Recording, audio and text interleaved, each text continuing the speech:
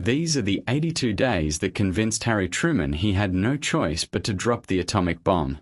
Before this campaign was even finished, the President of the United States had already reached his conclusion, and Smithsonian Magazine reports his own words for it. He wanted to avoid an Okinawa from one end of Japan to the other. That single sentence tells you almost everything about what happened on this island between April and June of 1945. This is the story of the Battle of Okinawa, the largest amphibious assault of the Pacific War, the bloodiest single battle the United States fought against Japan, and the last full-scale battle of the Second World War. Okinawa Prefecture is, to this day, the only part of sovereign Japanese territory that experienced ground combat in World War II, and that single fact is why the battle still shapes Japanese politics 80 years later. It's why the island still hosts the overwhelming majority of American military bases in Japan, why a 2007 textbook controversy triggered the largest protest Okinawa had seen since 1972, and why in June of 2025 the Japanese Prime Minister stood at a memorial and called the events on this island the nation's vital responsibility to squarely face. We're going to walk through the landing, the defense-in-depth strategy that turned Okinawa into a meat grinder, the kamikaze storm that nearly broke the U.S. Navy, and the civilian catastrophe that made this different from every other Pacific battle. Then we'll look at what it still means today. Here's a number most documentaries about Okinawa skip past too quickly. The official U.S. Army history, written by Roy E. Appleman for the Center of Military History, puts American battle casualties for the campaign at 49, 151, and 12. 520 of those men were killed or went missing. That total made Okinawa the costliest land battle the United States fought against Japan, and it still isn't the most important number here. 10th Army's own intelligence staff looked at the 107, 539 Japanese counted dead recorded by U.S.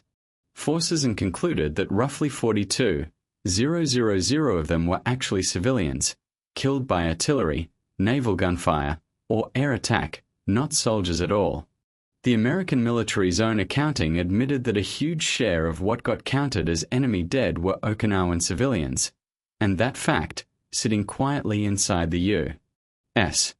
Army's own official history, is the thread running through this entire story. It explains why this battle gets remembered so differently in Naha than it does in Washington. To understand why this battle happened at all, you need to understand what Okinawa was, geographically and politically, in the spring of 1945. Okinawa is the largest of the UQ Islands, sitting roughly 340 to 350 miles south of Kyushu, the southernmost of Japan's four main home islands, and the island itself runs about 60 miles long and up to 20 miles wide. The northern two-thirds is mountainous and thinly populated, but the southern third held most Okinawans, and that's where nearly all the fighting, and nearly all the dying, took place.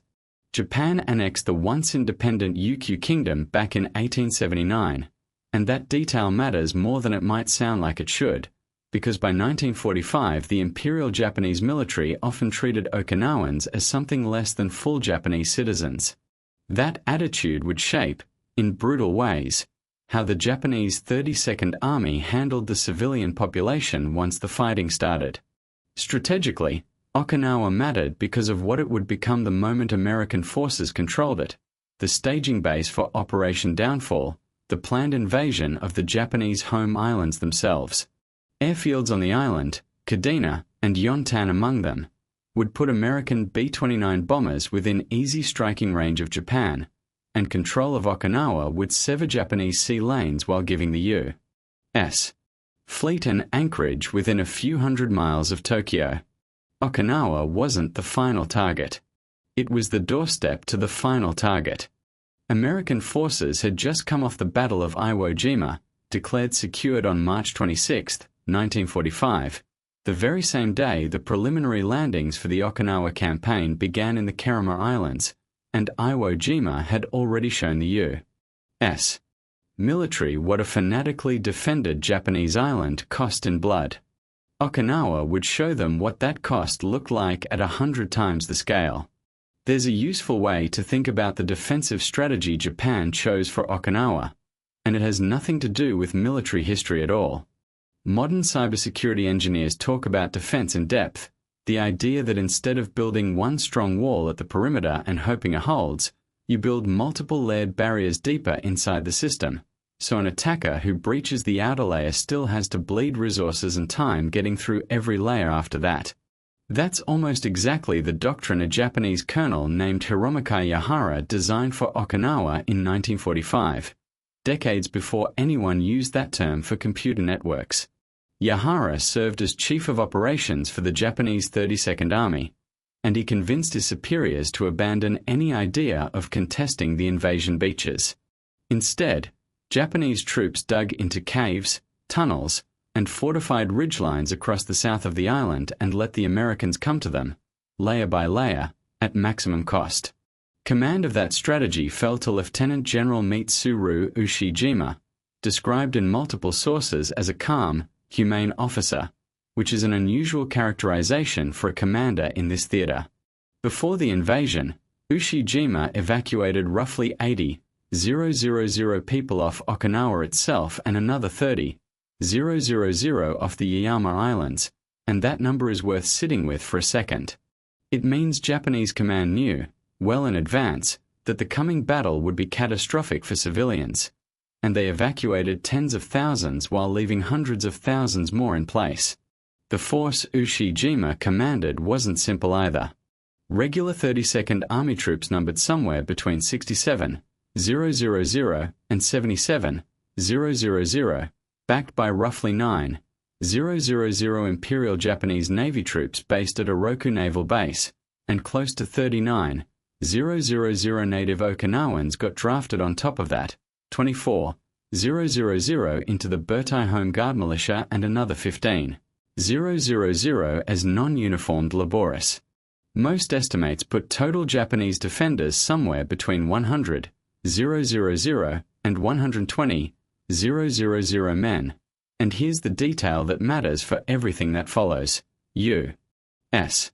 intelligence badly underestimated this force before the battle, projecting only 53,000 to 65,000 defenders. That miscalculation goes a long way toward explaining why American commanders walked in expecting an easier fight than the one they got. The U.S. 77th Infantry Division landed in the Kerama Islands on March 26, 1945, a preliminary operation meant to secure an anchorage before the main assault, and 2 days later, on March 28, a horrifying preview of what was coming played out on Tokashiki Island, where 394 civilians were forced into a mass suicide. That pattern recurs throughout the campaign, and it remains one of the most painful and contested parts of Okinawa's memory, so we'll come back to it. Marines took Kiseshima on March 31st, and pre-invasion naval bombardment hit its climax that same day, roughly 30,000 shells fired at the island's defenses ahead of the main event. Then came April 1st, 1945, Easter Sunday, a day American troops nicknamed Love Day. The main landings hit the Hagushi beaches on Okinawa's west-central coast, and by evening roughly 60,000 troops were already ashore, meeting almost no resistance. That was by design. Ushijima had no intention of fighting for the beaches, and the Americans walked ashore into what felt, for a few days, like an anticlimax. The scale behind that landing is staggering on its own.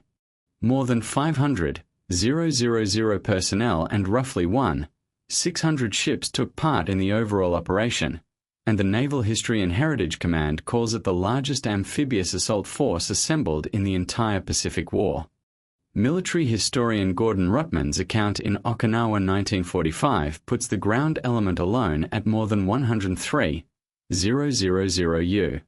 U.S.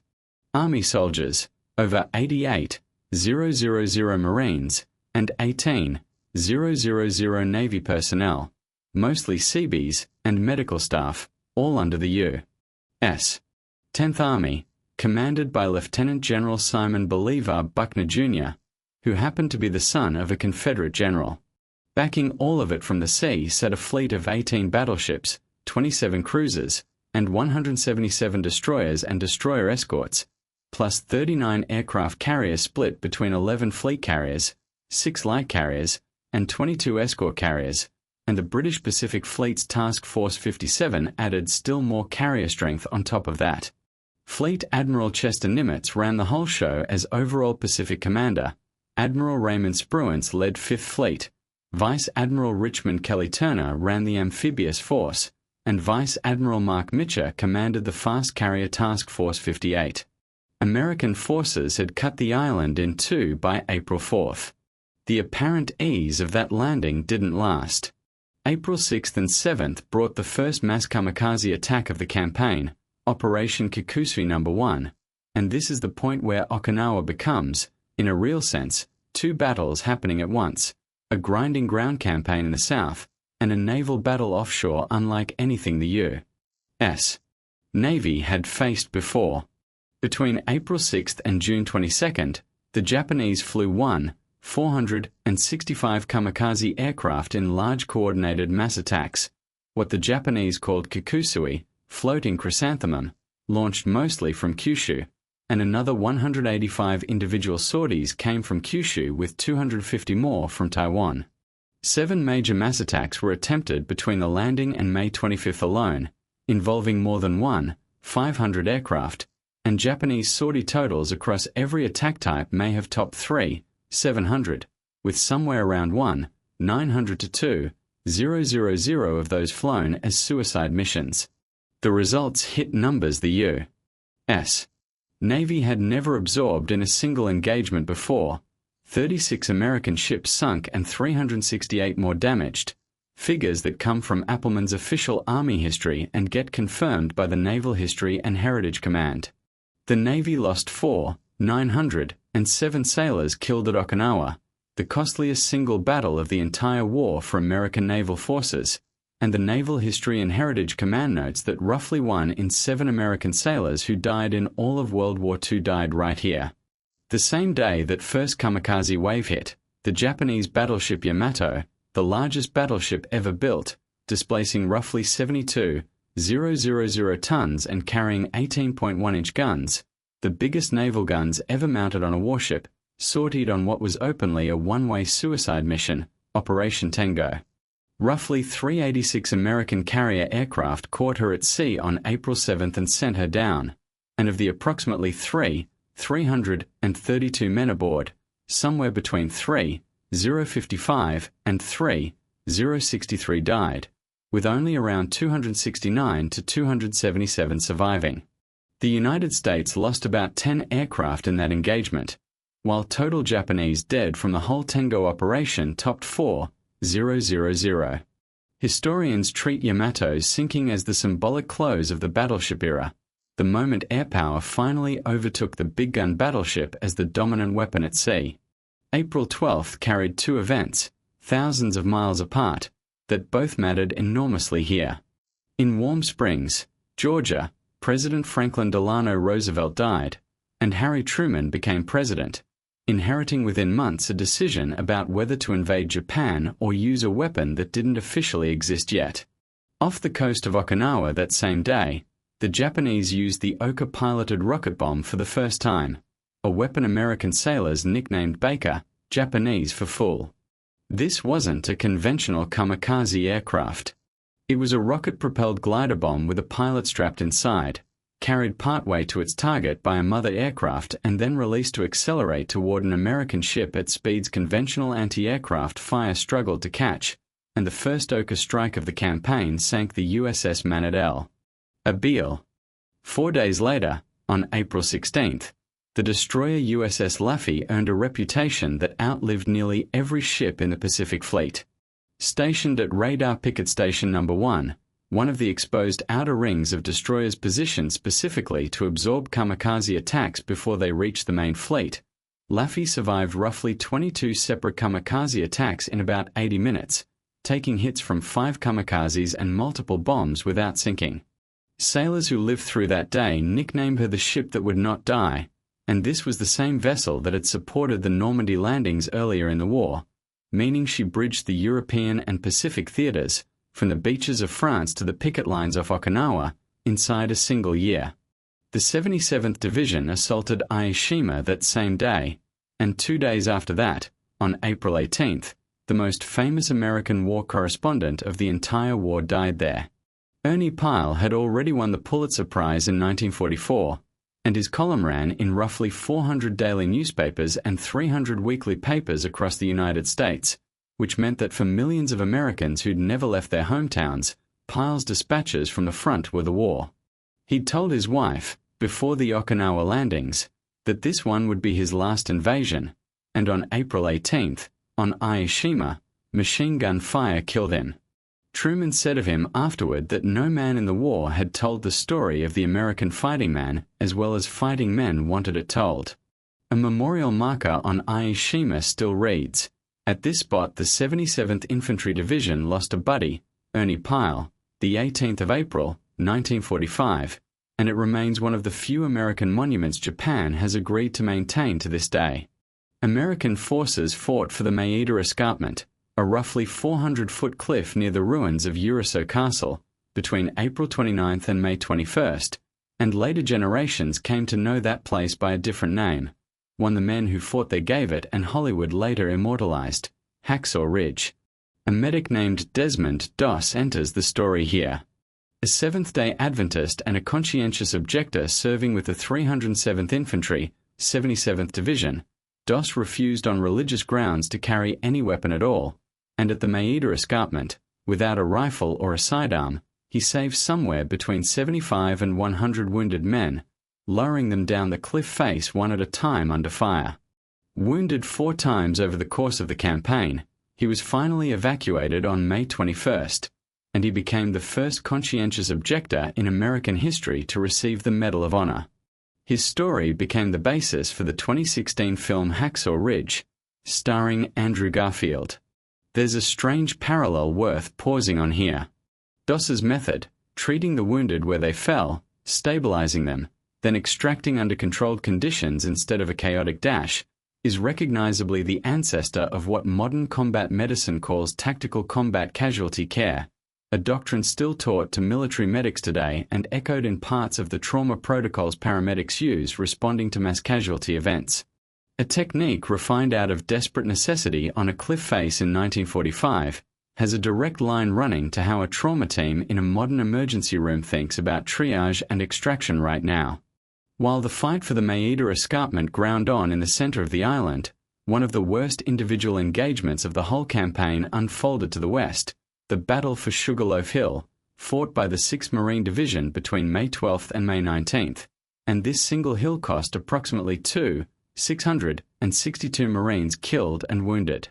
That was one hill, out of dozens of named ridges, escarpments, and draws the Americans had to take one at a time: Carcazoo Ridge, Half Moon Hill, Horseshoe Ridge, Conical Hill, Chocolate Drop Hill, Wana Draw, Wana Ridge, Kunishi Ridge, and each of those names represented days or weeks of close quarters fighting against an enemy dug into caves and reverse slope positions that pre-invasion bombardment simply couldn't reach.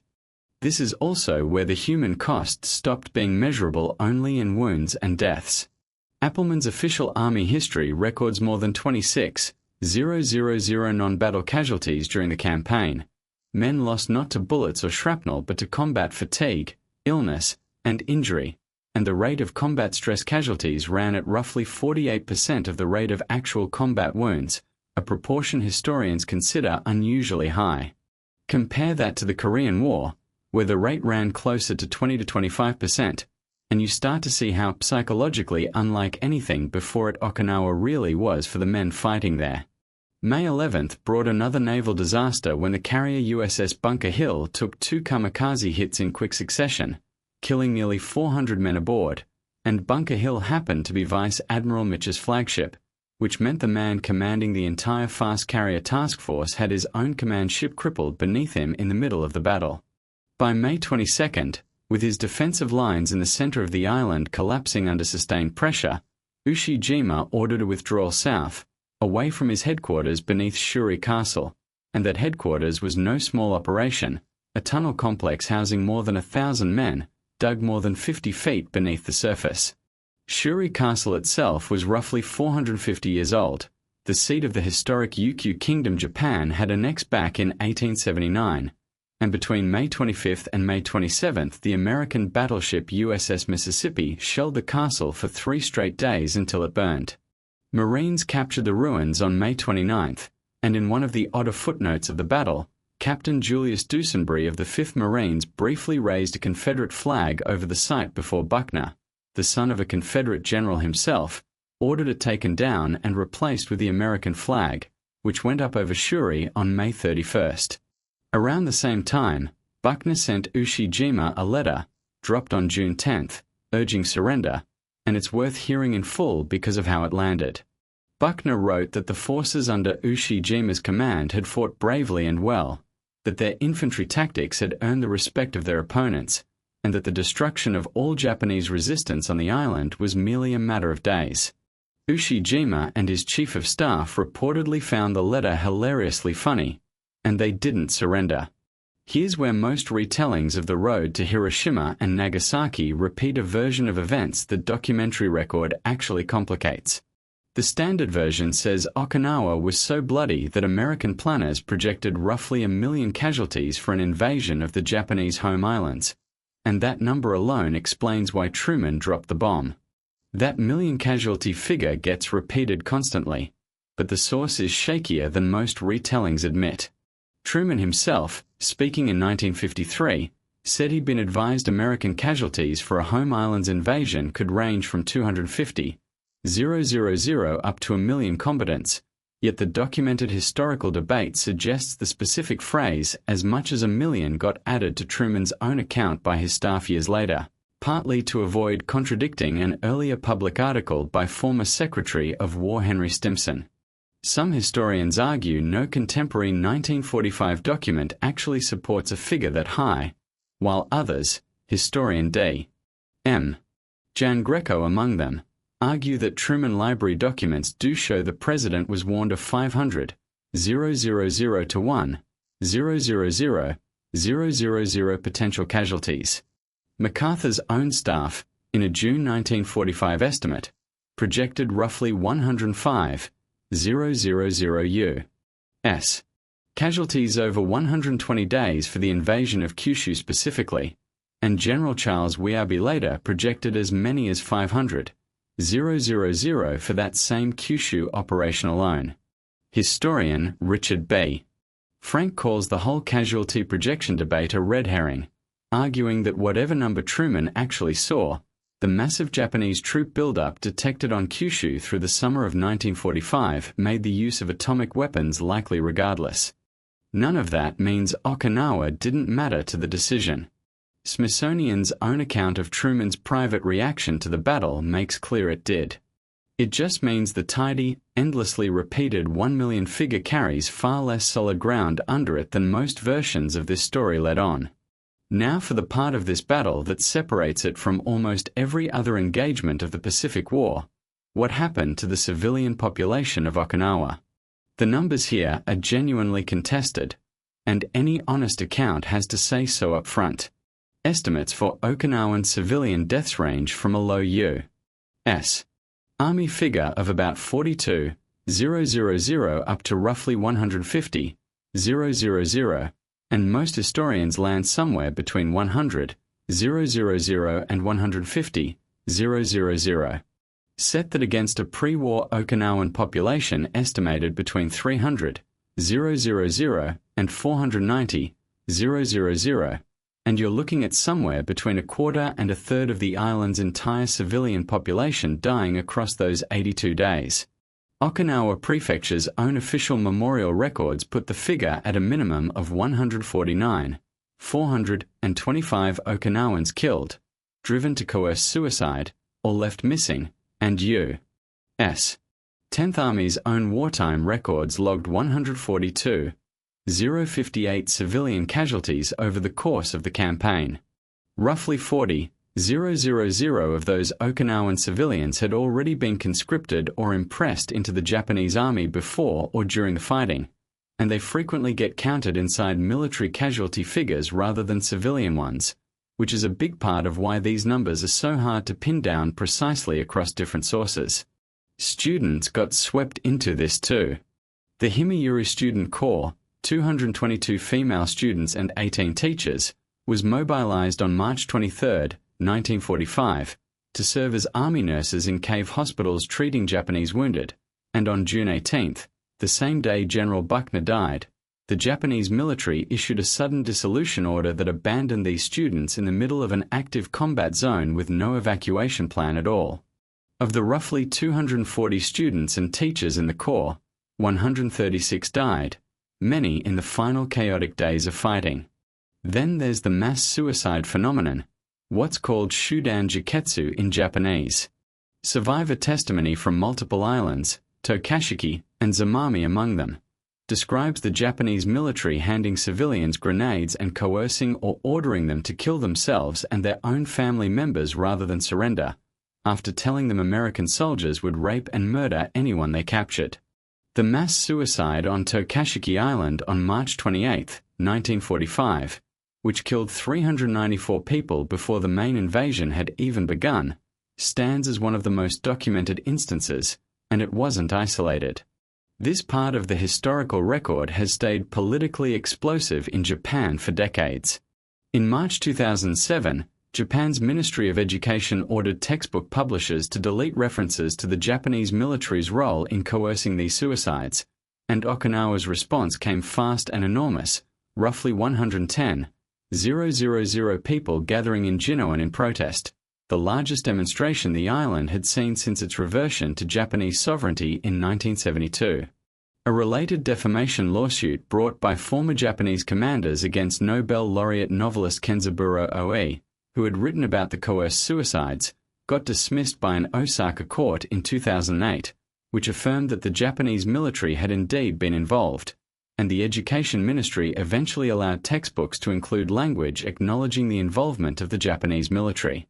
As recently as June 2025, a Japanese lawmaker publicly criticized the wording on a Himeyuri memorial inscription as rewriting history, and Japan's Prime Minister issued a formal apology to Okinawa's governor over the remark. 80 years on, none of this counts as settled history in Japanese domestic politics. It's a live argument.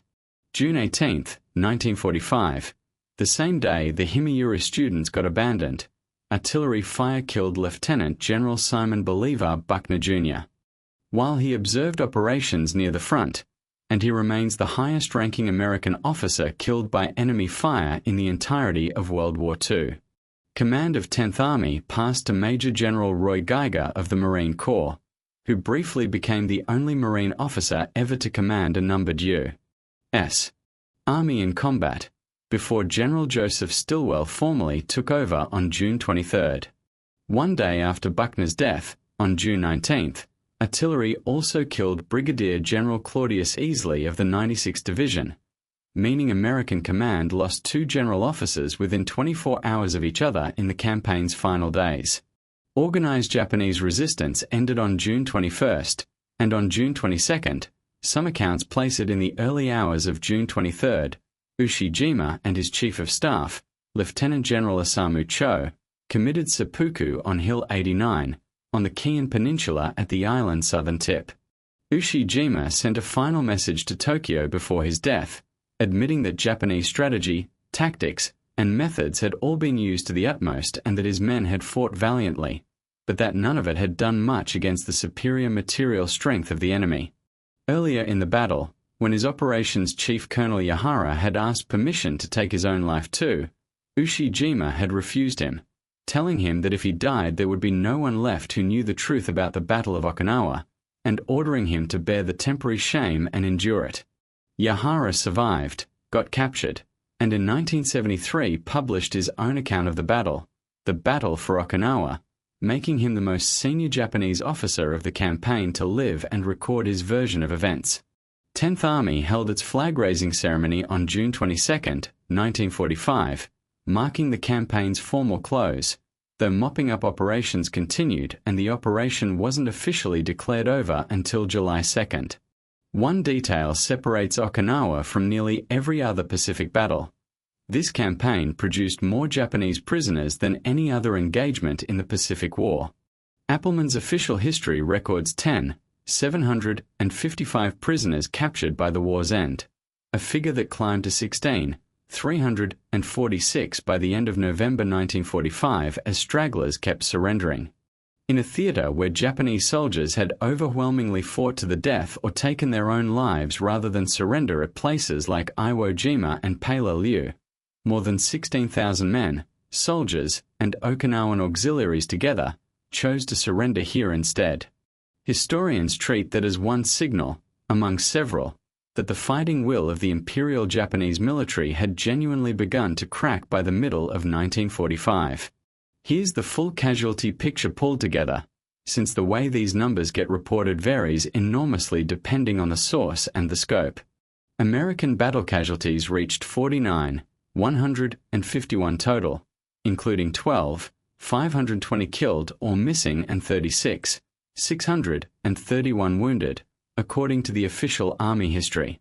Broken down by service, the Army lost 582 killed, 93 missing, and 099 wounded, plus more than 000 non-battle casualties, while the Marine Corps, including its tactical Air Force component, lost 938 killed or missing and 708 wounded, plus over 000 non-battle casualties.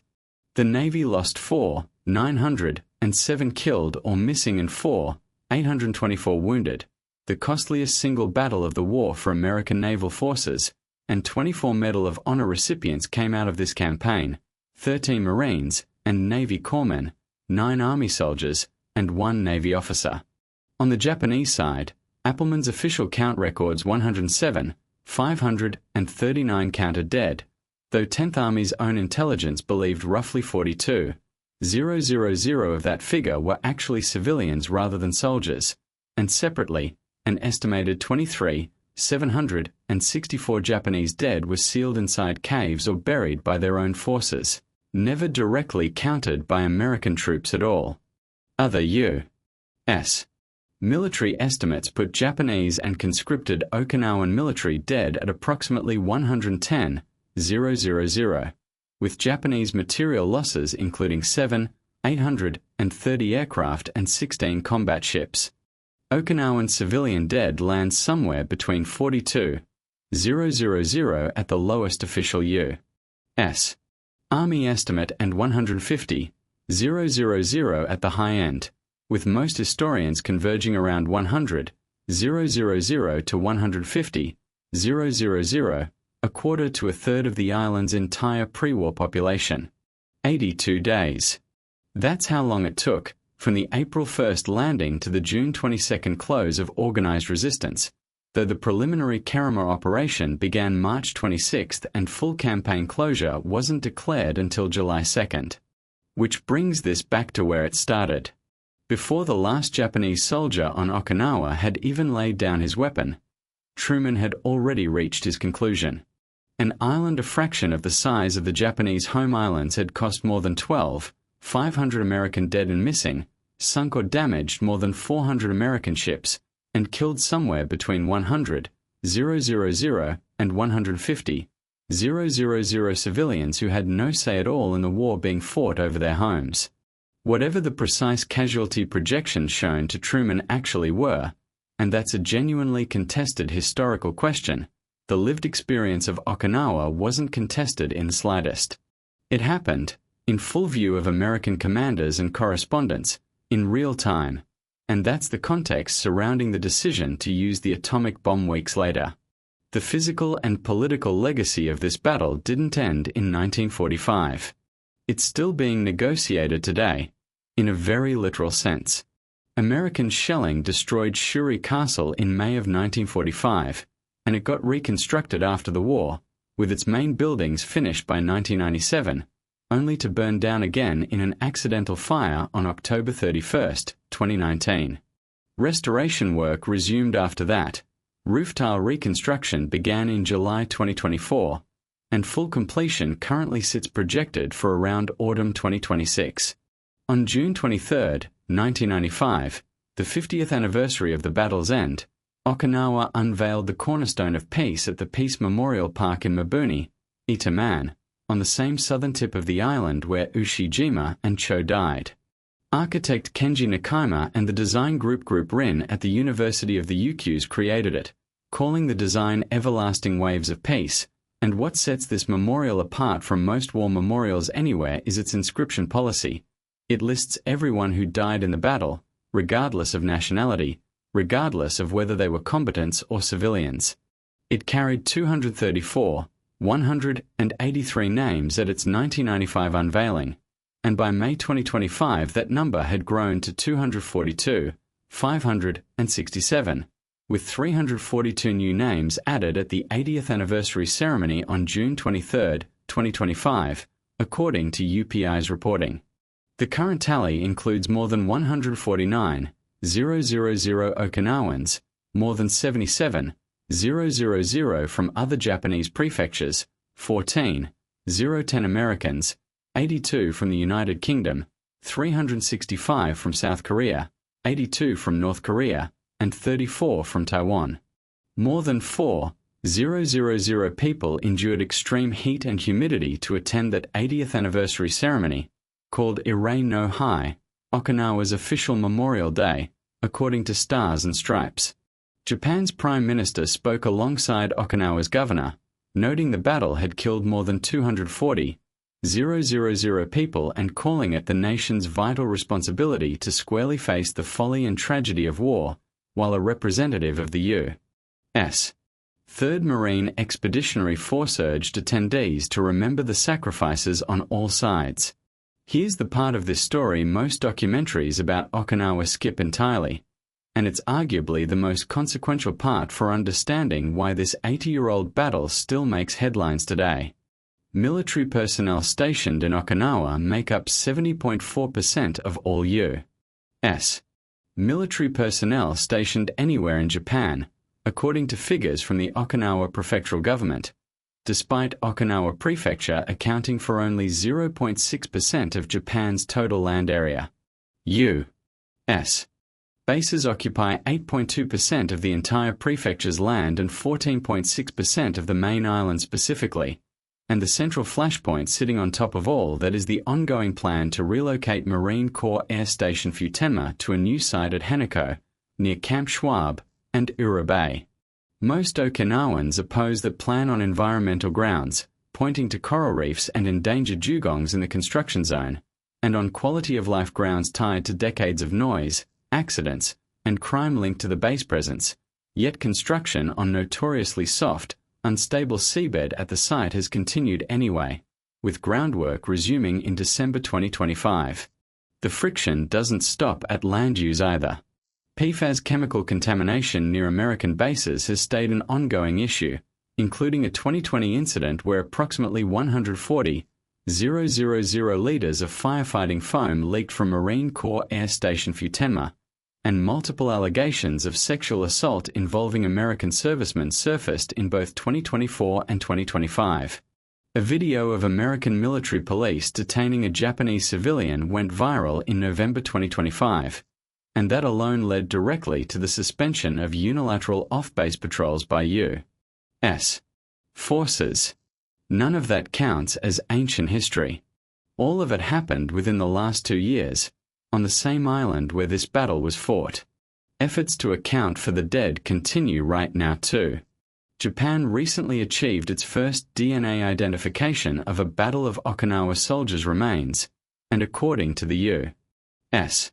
Defense POW, MIA accounting agency, roughly 200 Marines and soldiers, more than 600 sailors, and approximately 450 airmen from the Okinawa campaign remain unaccounted for to this day. An Okinawan firm called Ikamaya Shokai launched a searchable three-dimensional digital map of the cornerstone of Peace Memorial's Foreign National section in August 2025, making it easier for families anywhere in the world to find the names of relatives who died on this island 8 decades ago. So, back to where this started.